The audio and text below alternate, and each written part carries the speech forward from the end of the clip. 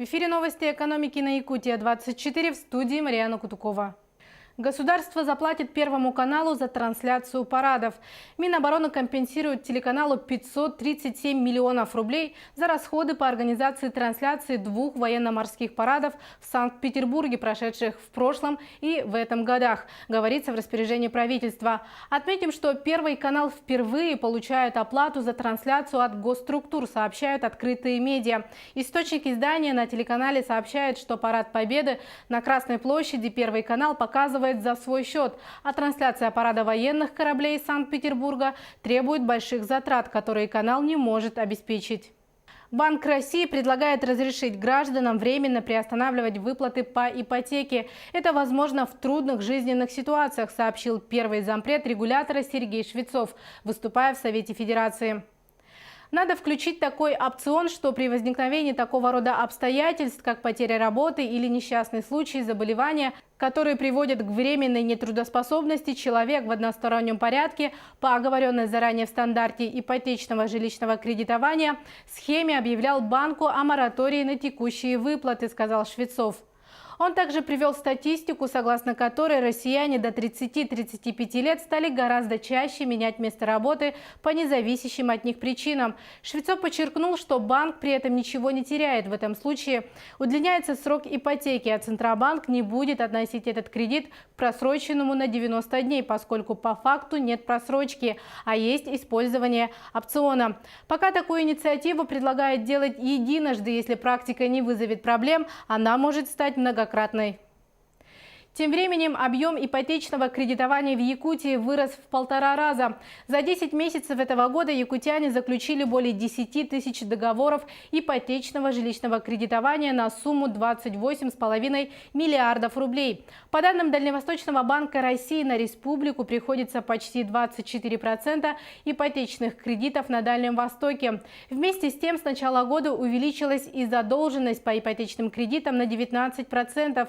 На 1 ноября этого года сумма составила 83 миллиарда рублей. Минстрой Якутии договорился с Якутском о решении проблемы долгостроя по улице Каландрашвили в 66-м квартале, сообщает ЕСЯ. Теперь работа ведется с новым потенциальным застройщиком компанией «Якутпромстрой».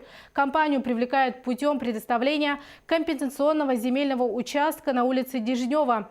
«Якутпромстрой» заинтересованы в его получении, чтобы продолжить строительство одного из своих объектов. Сегодня мы провели совещание с городским округом город Якутск, чтобы согласовать наши действия. По новому законодательству компенсационный земельный участок предоставляется без торгов, только по решению главы региона. Процедура такая: заявление со стороны застройщика направляется в Минстрой. Город должен передать участок в распоряжение республики, чтобы глава региона мог передать его застройщику. Договоренности с городом сейчас достигнуты, сказал изданию глава Минстроя Павел Аргунов. В Якутии подобная практика по предоставлению компенсационного участка проводится впервые. После смены застройщика дом планируют ввести в 3-м квартале 2020 года. Никаких расходов от этого дольщики не понесут, только если изменится квадратура их квартир. С января следующего года тарифы на коммунальные услуги возрастут. Повышение связано с ростом ставки НДС с 18 до 20%. Об этом на встрече с журналистами сообщила председатель Госкомцен Якутии Антонина Винокурова.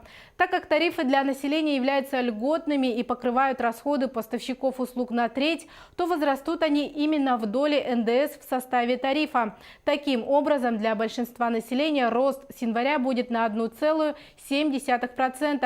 А с июля плата возрастет на 2,4% в целом по республике. Поскольку виды благоустройства и набор коммунальных услуг у населения разные, предельно допустимое отклонение размера платы равно 2,4%. Поэтому максимально плата может возрасти на 4,8%, но не выше того.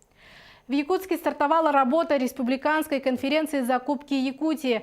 Мероприятие проводит Центр закупок республики совместно с Северо-Восточным федеральным университетом. Особый интерес к московским спикерам, которые в частности выступили с докладами по вопросам цифровизации закупок. У нас с 1 января достаточно много изменений в законодательстве, и основная задача – это именно те, кто работает в этой сфере, они могли бы ознакомиться с ними. Ну, основное изменение – это у нас все процедуры по закупкам будут проходить в электронной форме.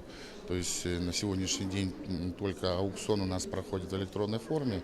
То есть с 1 января все заказчики обязаны будут проводить все другие способы, например, конкурс, допрос предложений, они будут все проходить в электронной форме.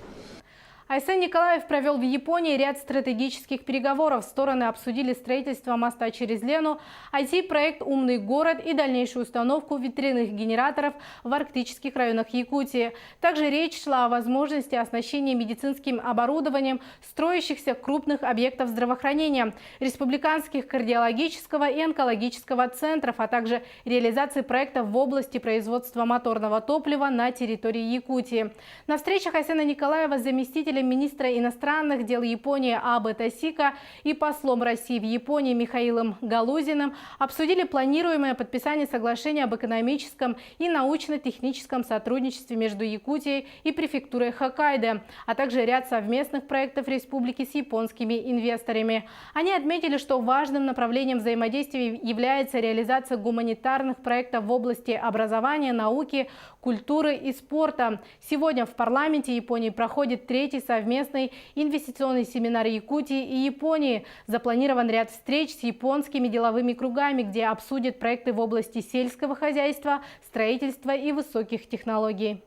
Центробанк повысил курс евро и доллара на сегодня. Согласно данным регулятора, курс американской валюты со вторника вырос на 15 копеек и составил 66 рублей 44 копейки.